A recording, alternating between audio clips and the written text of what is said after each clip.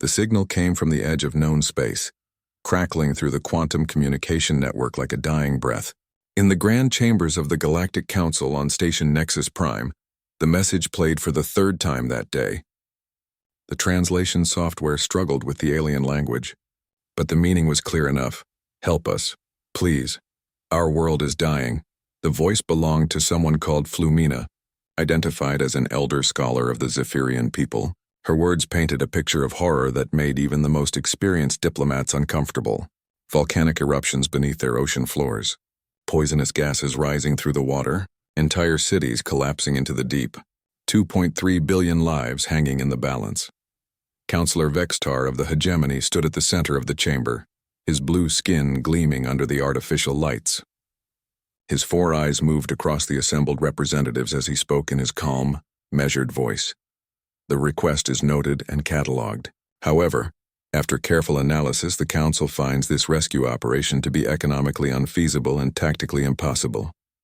A holographic display materialized above the chamber floor, showing the Kepler 442b system in all its terrifying detail. The scorched sector earned its name honestly. Radiation storms swept through the region like clockwork, each one capable of frying the electronics on any ship caught in the open. Gravitational anomalies pulled vessels off course without warning. The graveyard of broken ships floating in the void told the story of dozens of failed expeditions. The cost analysis is clear, Vextar continued, his voice never changing tone. Any rescue operation would require a minimum of 200 vessels to have even a marginal chance of success.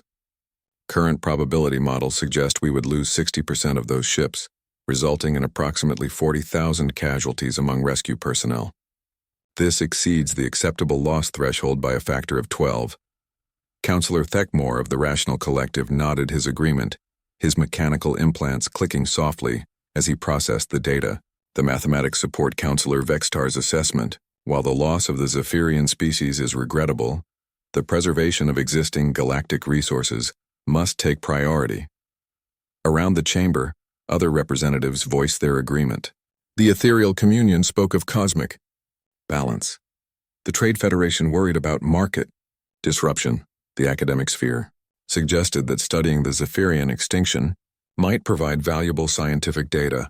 Only one voice spoke against the tide of calculated indifference. What about asking for volunteers? The chamber fell silent. All eyes turned to Ambassador Elena Vasquez, the human representative. She sat in the section reserved for newer council members, her simple uniform a stark contrast to the elaborate robes and environmental suits worn by the older species. Vextar's expression didn't change, but there was something cold in his four eyes when he looked at her. Ambassador Vasquez, surely you understand the concept of acceptable losses. Your species has only been part of the galactic community for 37 standard years. Perhaps you need more time to understand how these decisions are made. Elena stood up slowly. She was small compared to most of the other representatives, but something in her posture made the entire chamber pay attention. With respect, Counselor, I understand perfectly. You're telling 2 billion people that their lives aren't worth the risk because the math doesn't work out in your favor. The math exists to prevent larger tragedies, Thekmore interrupted, his mechanical voice precise and emotionless. This is how rational beings operate. Maybe that's the difference between us then, Elena said. Humans aren't always rational. The discussion continued for another hour, but the outcome never changed. The official council response would be filed and transmitted. Regrettable situation. Resources unavailable. Deepest sympathies for your loss. 3 sectors away, Captain Sarah Chen sat in the command chair of the human vessel Indomitable, reviewing navigation charts for their patrol route along the outer rim. The ship wasn't much to look at by galactic standards. Where other species built their vessels with elegant curves and exotic materials, human ships looked like what they were, chunks of metal and ceramic designed to survive anything the universe could throw at them. Captain, we're receiving an emergency transmission, reported Communications Officer Martinez from her station. It's not on any standard frequency, Sarah frowned. Put it through. The voice that filled the bridge was unlike anything they had heard before. It rose and fell like ocean waves, carrying harmonics that seemed to touch something deep in the human ear. Even through the translation software, the raw emotion came through clearly. This is Elder Scholar Flumina of the Zephyrian Collective. If anyone receives this message, please know that we tried to live with honor. Our children sing the old songs even as the water grows dark around them. Our historians work day and night to preserve what they can of our culture before the end comes. We do not ask for miracles. We ask only that someone remember we existed. The bridge fell completely silent except for the soft hum of the ship's systems. Sarah stared at the communication display, watching the waveform patterns of the alien voice. Behind the formal words, she could hear something that transcended species barriers. A parent's love for their children, an elder's desperate hope that something of their people might survive. Arya, analyze the transmission. Where did it come from? The ship's artificial intelligence materialized as a soft blue hologram near the captain's chair. Her appearance was simple and human-like, designed to be comforting rather than impressive. The signal originates from the Kepler 4482b system in the Scorched Sector, Captain. Based on the message content and stellar cartography data, I calculate that the Zephyrian homeworld will become uninhabitable within 4 months. What about rescue operations? Arya's expression shifted slightly, the closest thing to emotion that her programming allowed. The Galactic Council discussed this situation 6 hours ago. They have declared the rescue operation economically unfeasible. No assistance will be provided. Sarah felt something twist in her stomach. She had served in the human space navy for 15 years, long enough to understand the harsh realities of space travel. Ships were lost. People died. Sometimes the universe simply dealt a hand that couldn't be played. But this felt different. Arya, what would it take to mount a rescue operation? Captain, I must advise against this line of thinking. The Scorched Sector has claimed 43 vessels in the past decade alone. Radiation levels exceed safe parameters by... I didn't ask about the risks, Sarah interrupted. I asked what it would take. Arya paused for several seconds, her holographic form flickering slightly. A minimum of 12 to 15 vessels would be required for effective evacuation operations. The ships would need enhanced radiation shielding, redundant life support systems, and the ability to operate in extreme gravitational conditions. Even with optimal conditions, casualty projections suggest a 73% probability of losing personnel. The bridge crew exchanged glances. They all knew their captain well enough to recognize the look in her eyes. She had made a decision, even if she hadn't voiced it yet. Martinez, open a channel to Earth Command, Priority Alpha. Captain, Arya said quietly, are you certain about this course of action? Sarah looked at the star chart showing the location of the Kepler 442b system, somewhere out there. An entire species was singing lullabies to their children while their world died around them. The math said it was hopeless. The council said it was impossible. Every rational analysis suggested that any rescue attempt would end in disaster. But rational analysis had never gotten humans through the ice, ages or the plague years or the climate disasters that nearly destroyed Earth in the 22nd century. Stubbornness had. The refusal to give up when giving up was the smart thing to do. Arya, she said finally, did anyone ever tell you how humans survived long enough to reach the stars? The AI's expression showed genuine curiosity. Please enlighten me, Captain. We never learned when to quit. The response from Earth Command came faster than Sarah expected. Admiral Rodriguez appeared on the main screen, his weathered face serious but not surprised. Behind him she could see the familiar chaos of the command center on Luna Station. Sarah, I've been monitoring the council feeds. I know what you're thinking. With respect, sir, I don't think you do. Sarah stood at attention even though they had known each other for 10 years. I'm requesting permission to divert from patrol duties and render assistance to the Zephyrian people. Rodriguez was quiet for a long moment. In the background, Sarah could hear the usual chatter of the command center, but something felt different about it. More urgent. Permission denied, the Admiral said finally. The Indomitable is not authorized to enter the Scorched Sector on a solo rescue mission. Sarah felt her heart sink, but Rodriguez held up a hand before she could protest. However, he continued, there's nothing in regulations that prevents you from joining a joint humanitarian operation. Check your tactical display in 30 seconds. The transmission ended, leaving the bridge crew staring at each other in confusion. Sarah counted down the seconds, her eyes fixed on the tactical screen. At exactly 30 seconds, new contacts began appearing on the display. First one, then 5, then 12.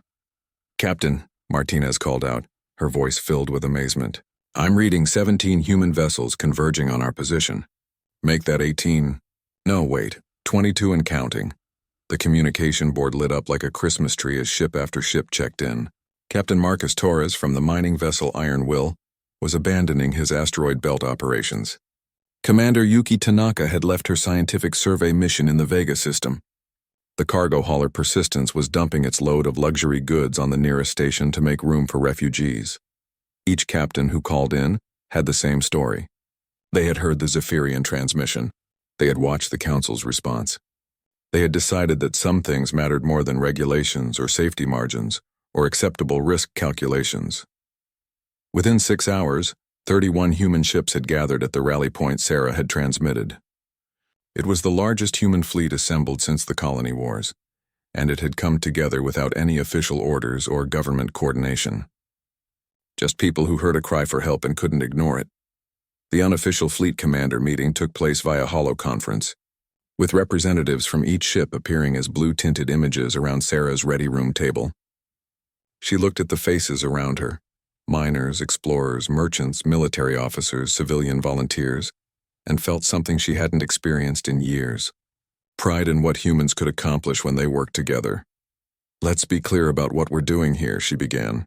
"The scorched sector isn't called that because someone thought it sounded dramatic. The radiation storms alone will fry any unshielded electronics. The gravitational anomalies can pull a ship apart if you're not careful. And that's before we even reach the Zephyrian homeworld." Captain Torres nodded grimly. His face bore the scars of a mining accident from years earlier, and his voice carried the authority of someone who had survived a dozen supposedly impossible situations. "My crew knows the risks, Sarah. We've dealt with radiation storms in the belt. Our shielding can handle it. The Persistence has been running cargo to the outer colonies for 8 years, added Captain Liu from her freighter. We've seen our share of hostile space. My people volunteered for this because it's the right thing to do." Around the table, similar voices spoke up. Each captain had their own reasons, their own stories, but they all led to the same conclusion. The galaxy might have written off the Zephyrians, but humans hadn't. The planning session stretched into the night.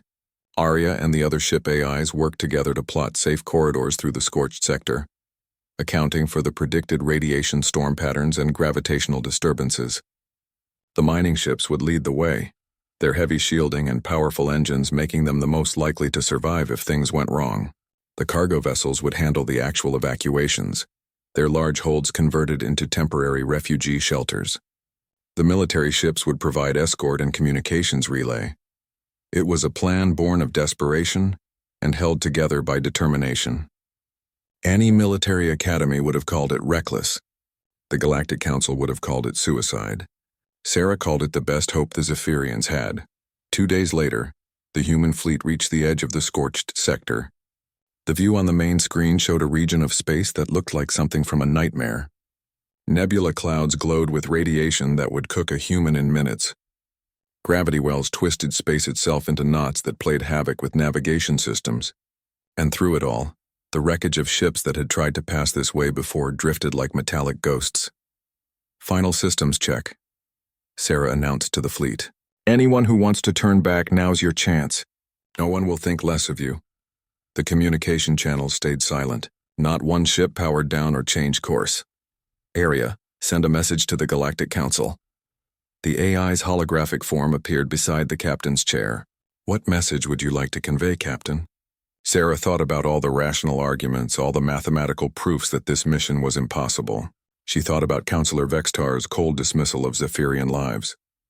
She thought about the voice of Elder Scholar Flumina, singing songs to children who might never see another sunrise.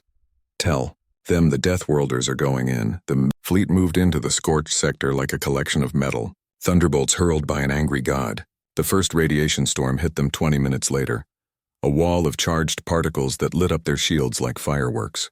Alarm screamed on every bridge as energy levels spiked beyond normal parameters. "Hull temperature rising past safety margins," reported Chief Engineer Park from the Indomitable's engine room.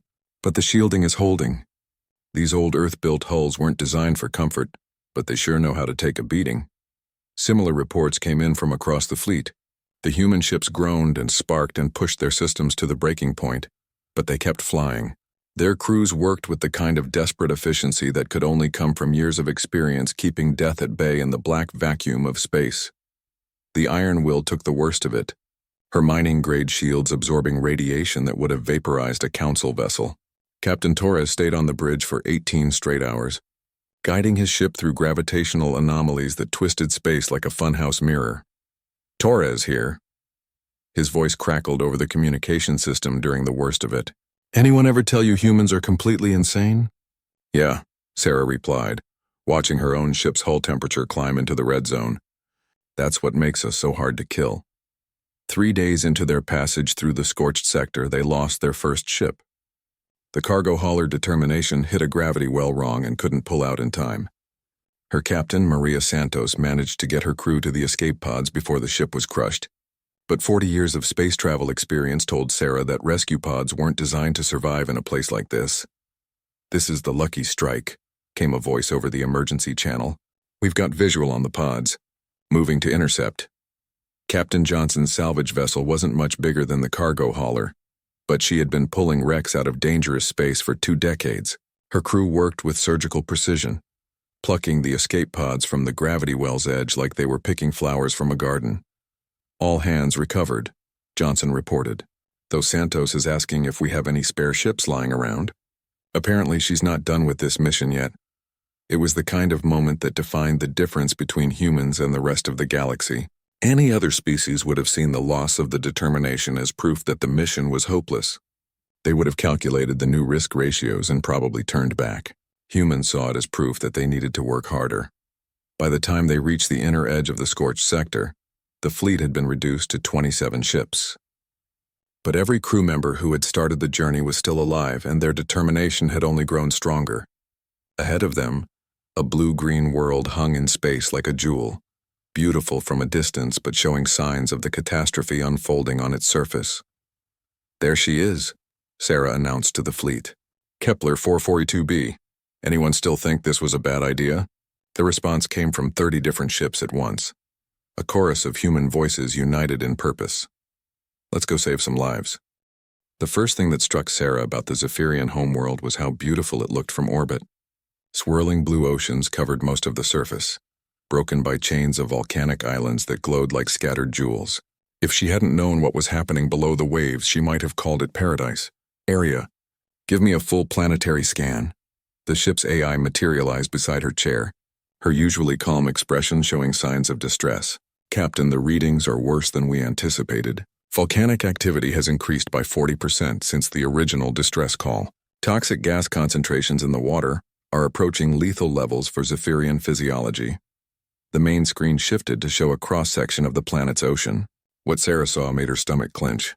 Entire underwater mountain ranges were collapsing, crushing cities that had stood for thousands of years. Poisonous clouds rose from volcanic vents, turning the water into a deadly soup, and through it all she could see the faint lights of Zephyrian settlements growing dimmer by the hour. "How long do they have?" "At current deterioration rates, the remaining population centers will become uninhabitable within 6 weeks. However, many areas are already beyond survival thresholds." Sarah activated the fleet communication channel. "All ships, this is Indomitable. We're looking at a full-scale planetary evacuation under hostile conditions. The water is poisoned, the settlements are collapsing, and we're working against a clock that's running faster than we hoped." The response came from Captain Torres aboard the Iron Will. "Sarah, my mining equipment was designed to work in toxic environments. We can set up water processing stations to create safe zones for the evacuees. The Persistence can hold about 8,000 refugees if we strip out all the cargo equipment," added Captain Liu. "More if we get creative with the life support systems." Similar reports came in from across the fleet. The humans were already adapting, turning mining ships into hospitals, cargo haulers into refugee transports, and scientific vessels into coordination centers. It was the kind of improvisation that had kept their species alive on a planet that seemed determined to kill them. "All right, people, let's make this work." Mining ships take point and start establishing safe zones. Cargo vessels prepare for refugee operations. Military ships will handle communications and coordination with the Zephyrians. And remember, we didn't come this far to give up now. The first contact with the Zephyrians came an hour later. Lieutenant Kim had taken a shuttle down to one of the larger settlements. her craft's enhanced shielding allowing her to operate in the toxic environment that had already claimed several Zephyrian vessels. The beings she found there defied easy description.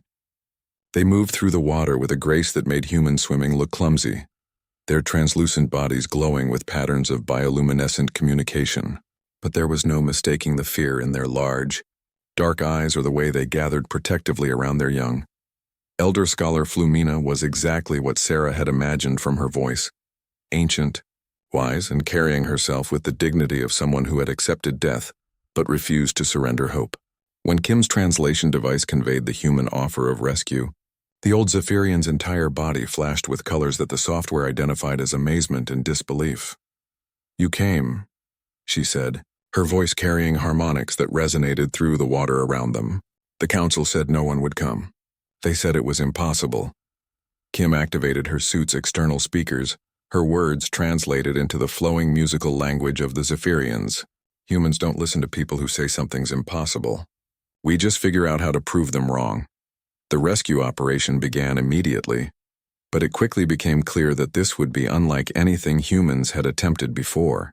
The Zephyrians lived in cities built into coral reefs and underwater canyons, accessible only through passages that were now collapsing or filled with toxic gases.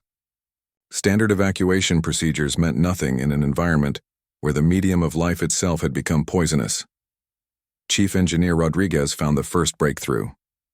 His great-grandmother had survived the Mexico City water crisis of 2157, when industrial pollution had contaminated the entire regional water supply.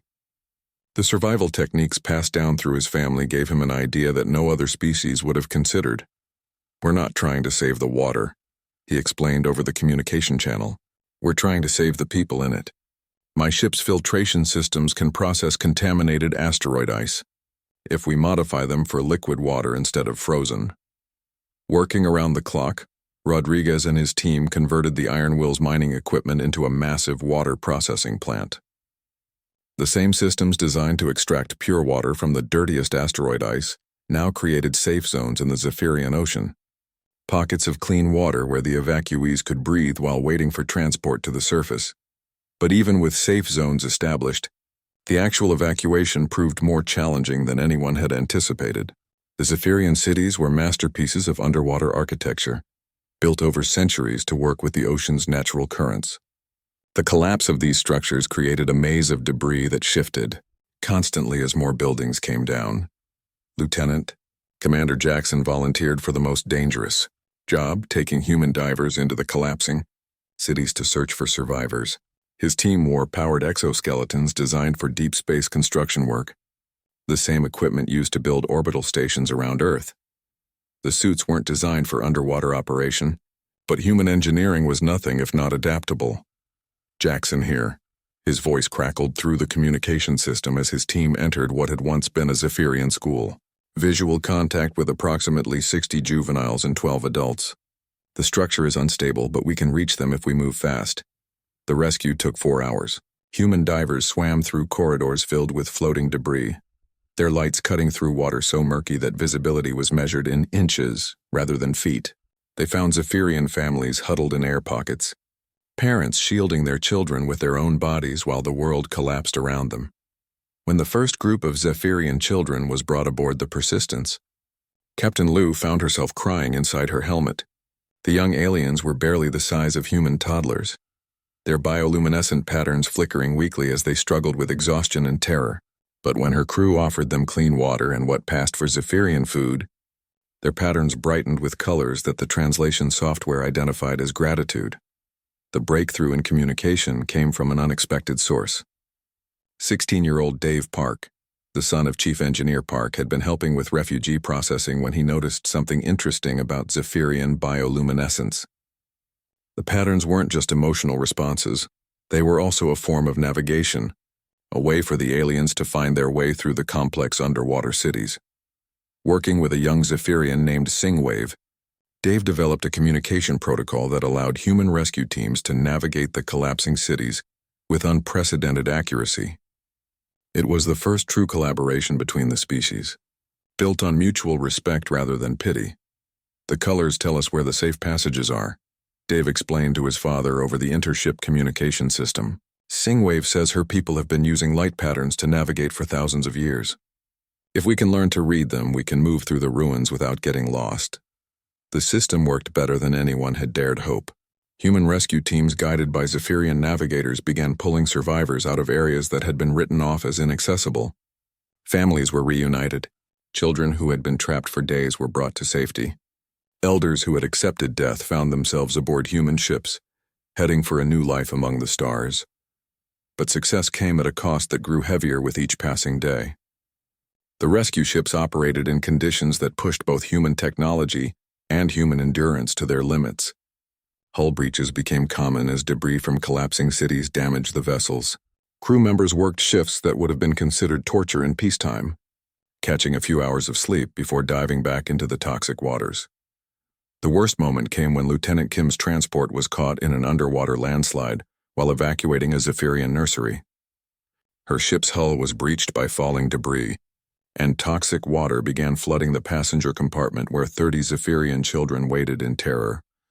Without hesitation, Kim made the decision that would define her for the rest of her life. She manually held the breach closed with her own hands while her co-pilot navigated to safety, the toxic water eating through her environmental suit and causing massive chemical burns. By the time they reached the surface, the medics weren't sure she would survive, but the children did. All 30 of them reached the evacuation ship safely, their bioluminescent patterns glowing with colors that needed no translation. As the rescue operation entered its third day, Sarah looked at the tactical display and tried not to think about what the continued exposure to toxic conditions was doing to her ships and crew. They had evacuated over 400,000 Zephyrians, but nearly 2 million remained on the dying planet below. The message from the Galactic Council arrived on the fourth day of the rescue operation. Sarah was in the middle of coordinating supply runs between the evacuation ships when Arya interrupted with news that made her blood run cold. "Captain, we are receiving a priority transmission from Counselor Vexistar. He is requesting immediate communication." Sarah looked around the bridge. Her crew had been working for 4 days straight, surviving on stimulants and determination. Chief Martinez had chemical burns on her hands from repairing a damaged communication array. Lieutenant Park hadn't slept in 36 hours and was running tactical coordination through sheer willpower. "Put him through." Vextar appeared on the main screen, his 4 eyes cold and disapproving. Behind him, Sarah could see the clean, comfortable chambers of the Galactic Council, a sharp contrast to the barely controlled chaos of her own bridge. "Captain Chen, I am ordering you to cease this operation immediately and withdraw from the Kepler 442b system." The bridge fell silent, except for the sound of damaged systems struggling to keep the ship operational. Sarah felt something twist in her stomach, but her voice remained steady. "Under whose authority, Counselor?" "Under the authority of the Galactic Emergency Response Protocols. Your reckless actions are endangering the lives of Council personnel and violating established rescue procedures." Sarah almost laughed. "What Council personnel? You declared the rescue impossible and refused to send anyone." Vextar's expression didn't change, but there was something like anger in his voice when he replied. "Captain, you have already lost 5 vessels and suffered significant casualties. Continuing this operation will only result in more unnecessary deaths. The rational response is to withdraw and preserve the resources you have left." "The rational response," Sarah repeated, tasting the words. "Tell me something, Counselor. How many Zephyrians have we evacuated so far?" "The number is irrelevant if—" 412,000, Sarah interrupted. 412,000 people who would be dead right now if we had followed your rational response. Each one of them has a name, a family, dreams for the future, but you'd rather focus on acceptable loss ratios." For the first time since she had known him, Vextar's calm demeanor cracked slightly. "Captain Chen, sentiment is not a basis for military planning. Your emotional attachment to this situation is compromising your judgment." Sarah looked around her bridge at the faces of her crew. They were exhausted, injured, and pushed beyond their limits. But not one of them showed any sign of wanting to quit. "You're right about one thing, Counselor. This is emotional. We're emotional about the idea that every life matters.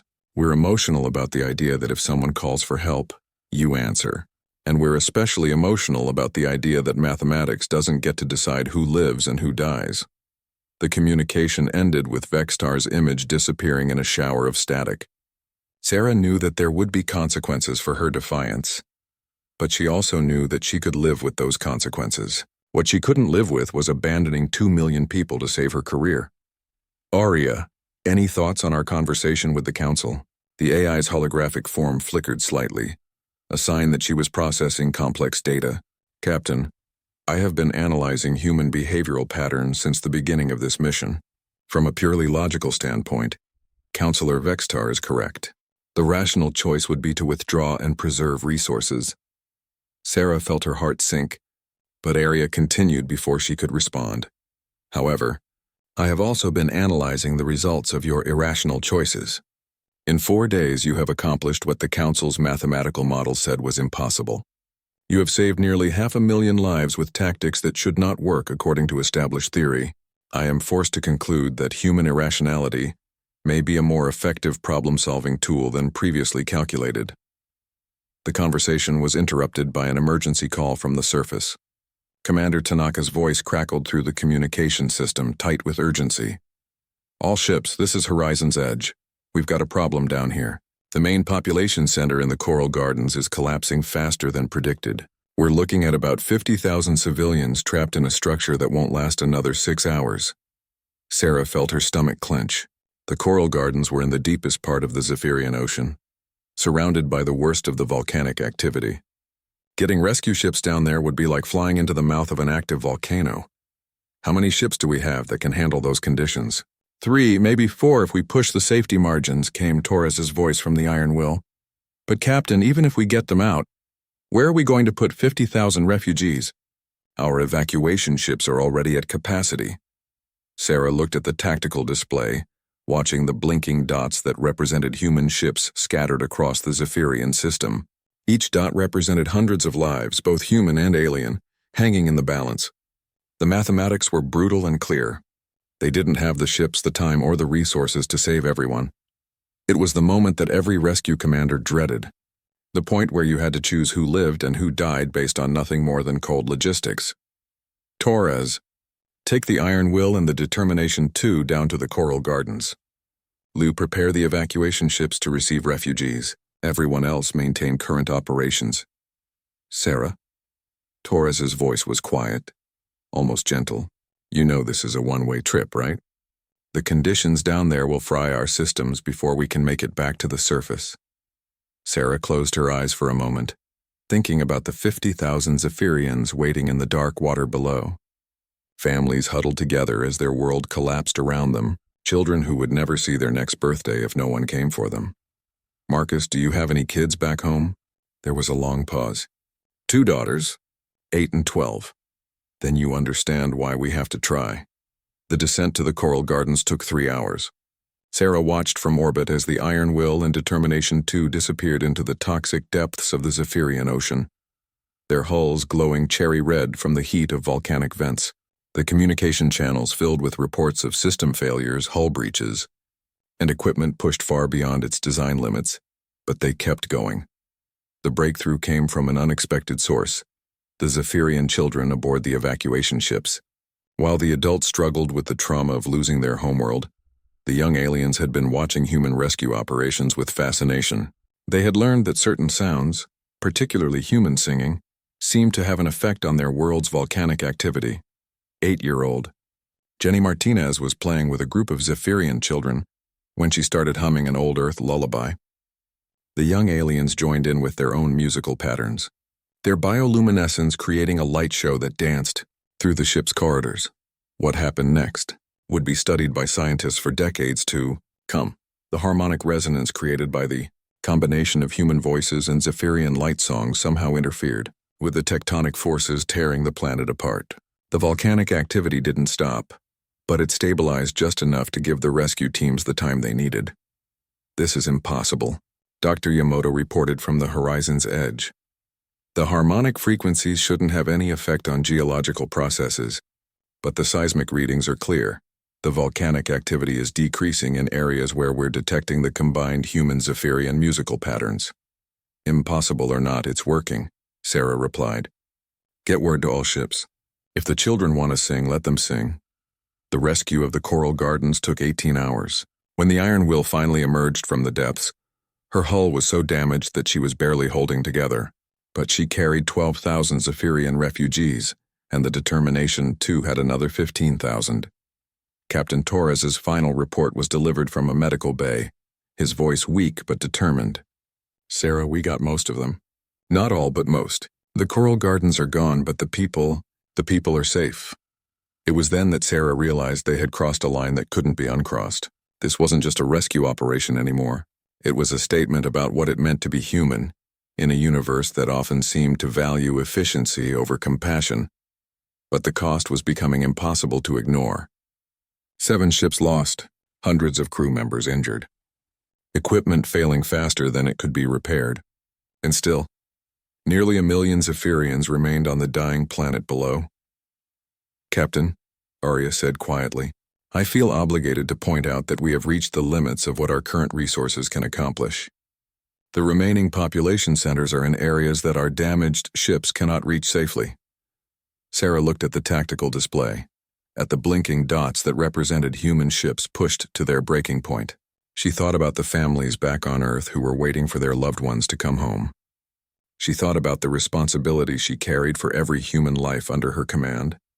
And then she thought about the voice of elder scholar Flumina, singing lullabies to children while her world died around them.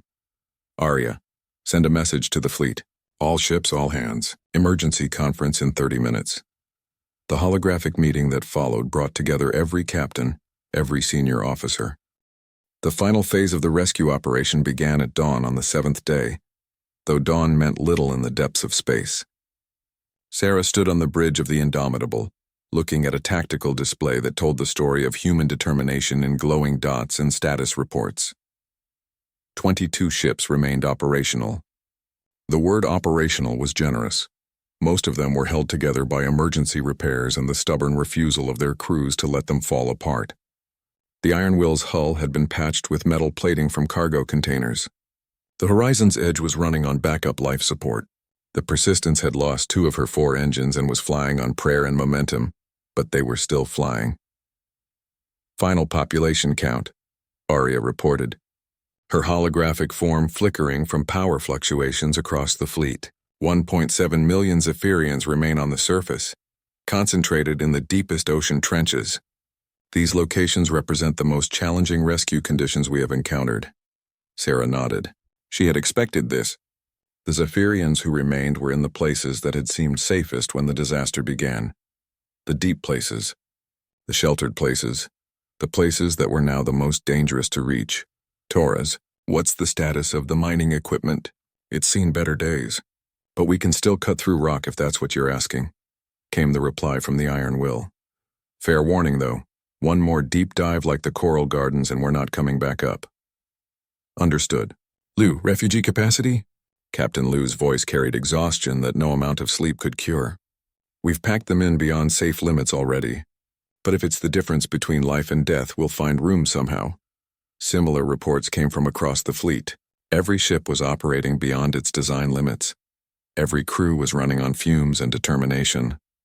By every rational measure, they should have retreated days ago. "All right, people, this is it.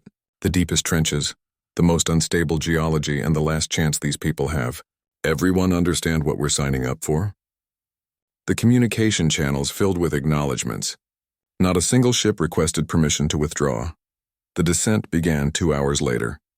Sarah watched from the command chair as her fleet, what was left of it, dove into the Zephyrian Ocean for the final time.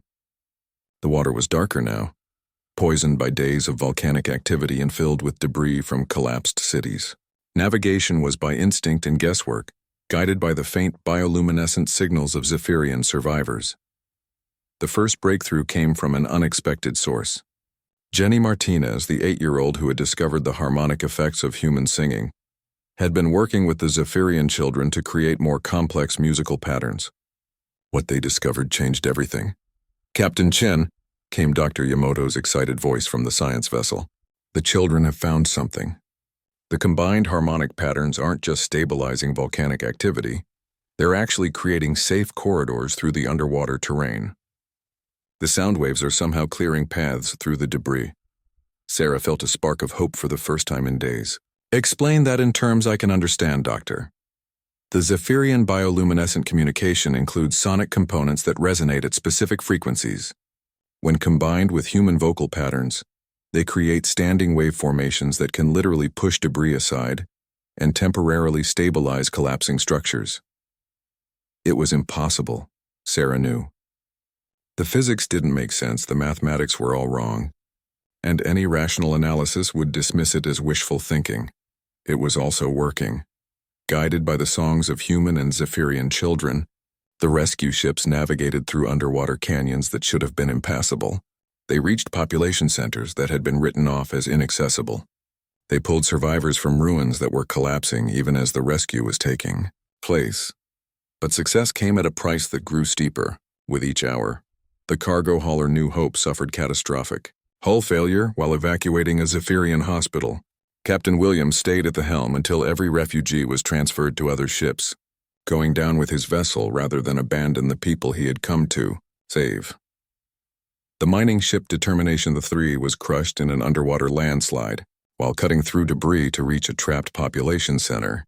Chief Engineer Rosa managed to get her crew to the escape pods, but the ship and all its equipment were lost.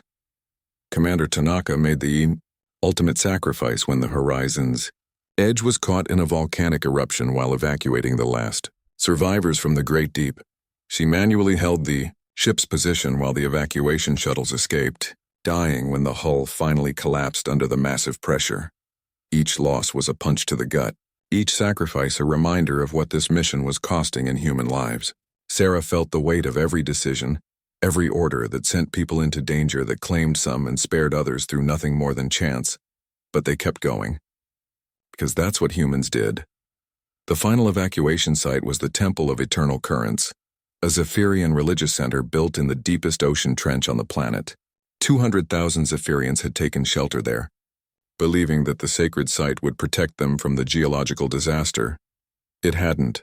The temple was collapsing, its ancient coral structures cracking under the pressure of shifting tectonic plates.